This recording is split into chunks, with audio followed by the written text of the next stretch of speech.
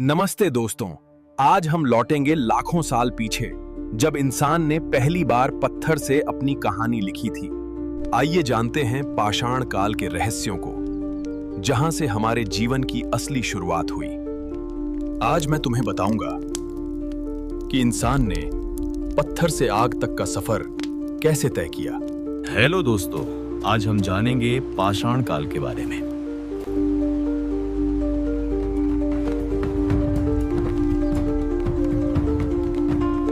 पाषाण का मतलब होता है पत्थर। इस समय मानव के पास धातुएं नहीं थी, इसलिए वह अपने औजार, हथियार और जरूरत की चीजें पत्थर से बनाता था। इसी वजह से इसे पाषाण काल कहा गया। दोस्तों, पाषाण काल को हम 3 भागों में पढ़ते हैं: पूरा पाषाण काल, मध्य पाषाण काल और नव पाषाण काल। चलो पहले हम पूरा पाषाण काल के बारे में जानते हैं। पूरा पाषाण काल लगभग 25 लाख वर्ष पहले से 10,000 ईसा पूर्व तक माना जाता है। इनका निवास स्थान उस समय गुफाओं और पेड़ों के नीचे हुआ करता था। पूरा पाषाण काल के लोगों का जीवन शिकारी संग्राहक था। वे जंगलों में जानवरों का शिकार करते और पेड़ों से फल फूल इकट्ठा करते थे। उन्हें खेती और पशुपालन का ज्ञान नहीं था। वे पत्थरों को रगड़कर आग जलाना नहीं जानते थे। कभी-कभी बिजली गिरने से पेड़ों में लगी आग को देखकर उन्होंने उसका उपयोग सीखा। आग ने उनके जीवन को बदल दिया। अब वे ठंड से बच सकते थे और खाना पका सकते थे। उन्होंने पत्थर से हथियार बनाना सीखा ताकि शिकार और रक्षा कर सके। वे हाथ, कुल्हाड़ी और भाले जैसे औजार बनाते थे। इन औजारों का उपयोग वे जानवरों का शिकार करने और हड्डियां काटने में करते थे। उनका जीवन बहुत कठिन था, लेकिन धीरे धीरे उन्होंने प्रकृति के साथ जीना सीख लिया। समय के साथ इंसान और बुद्धिमान होता गया और शुरू हुआ मध्य पाषाण काल। इस काल में जलवायु में बदलाव हुआ और ठंड कम होने लगी। अब लोग नदियों और झीलों के पास बसने लगे थे। अब उन्होंने धनुष और बाण जैसे औजार भी बना लिए थे। लोग अब छोटे छोटे समूहों में रहने लगे थे। उन्होंने पत्थर की दीवारों पर चित्र बनाना शुरू किया। यह कला का आरंभ था। इन चित्रों से हमें उनके जीवन और सोच का पता चलता है। अब इंसान प्रकृति को समझने और उसके साथ जीने लगा था। अब समय आया जब इंसान ने खेती करना सीख लिया और शुरू हुआ नवपाषाण काल। अब लोग जंगलों में घूमने के बजाय एक जगह बसने लगे थे। उन्होंने अनाज उगाना और पशुपालन शुरू किया।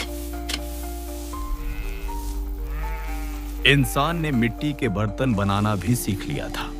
ये बर्तन खाना पकाने और अनाज रखने के काम आते थे। उन्होंने कपड़े बनाने के लिए सूत काटना और बुनाई करना शुरू किया। इसी समय पहिए का आविष्कार हुआ, जिसने इंसान की जिंदगी बदल दी। अब व्यापार, यात्रा और परिवहन आसान हो गया था। और इसी तरह पाषाण काल से शुरू हुई इंसान की सभ्यता की कहानी, जो आगे बढ़कर आधुनिक युग तक पहुंची।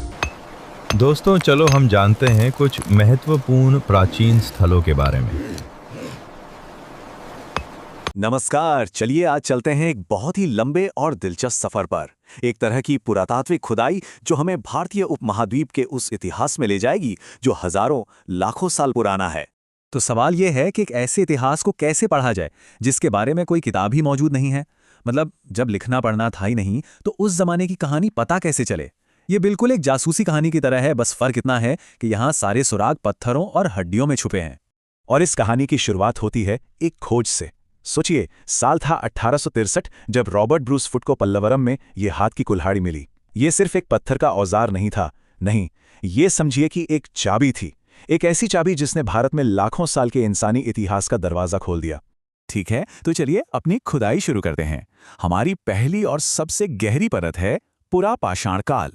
ये मानव इतिहास का सबसे लंबा चैप्टर था, जो करीब 5 लाख साल ईसा पूर्व से लेकर 10,000 ईसा पूर्व तक चला। ये वो दौर था जिसे हम आइस एज या हिमयुग भी कहते हैं। तब इंसान पूरी तरह से शिकारी थे। उनकी दुनिया बहुत अलग थी और हर एक दिन जिंदा रहने की एक जंग थी। जरा इस टाइमलाइन पर एक नजर डालिए। पुरापाषाण काल की लंबाई देखिए। ये इतना ज्यादा लंबा है कि इसके बाद आने वाले सारे दौर इसके सामने बहुत छोटे लगते हैं। इससे हमें यह अंदाजा लगता है कि इंसानी विकास की रफ्तार कितनी धीमी और स्टेप बाय स्टेप थी। ये सिर्फ पत्थर के टुकड़े नहीं हैं, ये उस जमाने की टेक्नोलॉजी का एवोल्यूशन है। सबसे पहले निम्न पुरापाषाण में हमारे पास भारी कोर टूल्स थे, जैसे हाथ की कुल्हाड़ियां जो शायद बड़े जानवरों के शिकार के काम आती थी। फिर आया मध्य पुरापाषाण, जिसमें फ्लेक तकनीक से ज्यादा तेज और नुकीले औजार बने। और उच्च पुरापाषाण तक आते आते हम पतले धारदार ब्लेड और यहां तक कि हड्डियों से बने औजार देख सकते हैं। मतलब काम और बेहतर होता जा रहा था। और फिर 1982 में नर्मदा घाटी में एक जबरदस्त खोज हुई। नर्मदा मानव की खोपड़ी का एक हिस्सा मिला। ये एक होमो इरेक्टस का जीवाश्म था और ये पहली बार था जब हमें भारत में इन प्राचीन औजार बनाने वालों का कोई सीधा फिजिकल सबूत मिला। उच्च पुरापाषाण काल में एक असली क्रांति होती है, होमो सेपियंस, यानी हम जैसे आधुनिक इंसानों का आगमन। और इनके साथ ही हम देखते हैं कला और सोच का एक विस्फोट। भीमबेटका की गुफाओं में शिकार के चित्र हों या लोहदा नाला में मिली हड्डी से बनी देवी की मूर्ति, ये सिर्फ कला नहीं है, ये इस बात का सबूत है कि इंसान अब सिर्फ जी नहीं रहा था, वो सोच रहा था, कल्पना कर रहा था। अब जैसे ही हिमयुग खत्म होता है और दुनिया गर्म होने लगती है, हमारी खुदाई की अगली परत में एक बहुत बड़ा बदलाव दिखाई देता है। मध्यपाषाण काल समझिए कि एक पुल की तरह है। ये पुरापाषाण की बर्फीली दुनिया और नवपाषाण की कृषि क्रांति के बीच का दौर है। दुनिया गर्म हो रही थी, इसका मतलब था नए जंगल उग रहे थे, नए जानवर आ रहे थे और इंसानों के लिए नई चुनौतियां थी, लेकिन नए मौके भी थे। इस बदलती दुनिया से निपटने के लिए इंसानों ने एक नई तकनीक ईजाद की, माइक्रोलिथ्स। जैसा नाम से ही जाहिर है, ये बहुत छोटे 1 से 5 सेंटीमीटर के पत्थर के औजार थे। अकेले तो ये कुछ खास नहीं थे, लेकिन जब इन्हें लकड़ी या हड्डी के हैंडल में लगाया जाता तो ये तीर, भाले और दरांती जैसे बहुत ही असरदार हथियार बन जाते थे। ये उस जमाने के स्विस आर्मी नाइफ थे। इस दौर में 2 बड़े क्रांतिकारी बदलाव हुए। पहला तो था इन माइक्रोलिथ्स का विकास, और दूसरा वो था जिसने इंसान और प्रकृति के रिश्ते को हमेशा के लिए बदल दिया, और वो था पशुपालन की शुरुआत। ये एक बहुत बहुत बड़ा कदम था। राजस्थान के बागोर और मध्य प्रदेश के आदमगढ़ जैसी जगहों पर मिले सबूत ये बताते हैं कि इंसान अब सिर्फ जानवरों का शिकार नहीं कर रहा था, बल्कि उन्हें पालतू भी बना रहा था। ये खाने के सोर्स पर कंट्रोल पाने की तरफ पहला कदम था, और इसी ने आगे चलकर खेती की क्रांति की नींव रखी। हमारी खुदाई की ये अगली परत वो जगह है जहां सब कुछ बदल जाता है। अब इंसान सिर्फ खाना ढूंढना बंद कर देता है और उसे बनाना मतलब उगाना शुरू कर देता है। देखिए, शिकारी से किसान बनना सिर्फ पेट भरने का तरीका बदलना नहीं था, ये जिंदगी के हर पहलू में एक क्रांति थी। अब लोग एक जगह बसने लगे, जिससे गांव बने, अनाज रखने के लिए मिट्टी के बर्तन बने, और पहिए जैसे आविष्कार ने तो सब कुछ ही बदल दिया।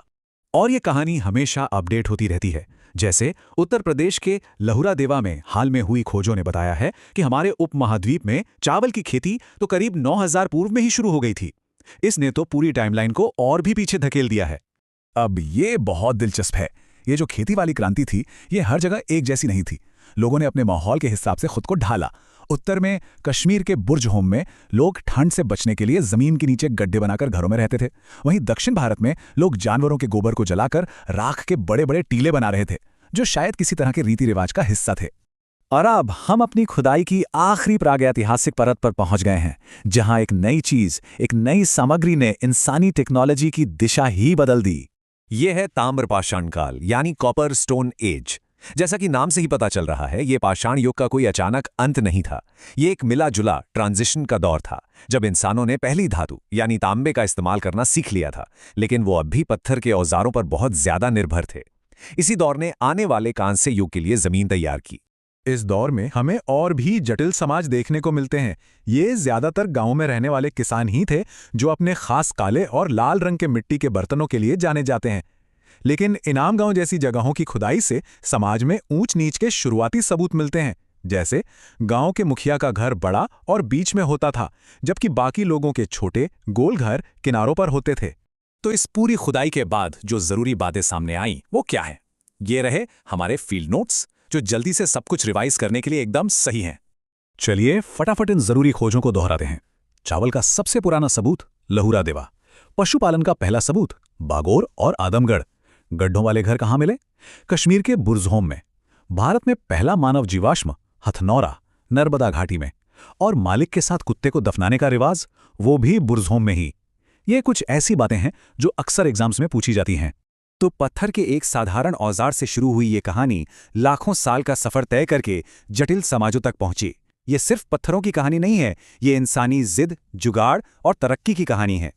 और ये सोचने पर मजबूर करती है कि जैसे हमने पत्थरों से अतीत को समझा, वैसे ही आज से हजारों साल बाद जब भविष्य के पुरातत्वविद हमारी खुदाई करेंगे, तो हमारे प्लास्टिक, माइक्रोचिप्स और कंक्रीट के मलबे से उन्हें हमारे बारे में क्या पता चलेगा।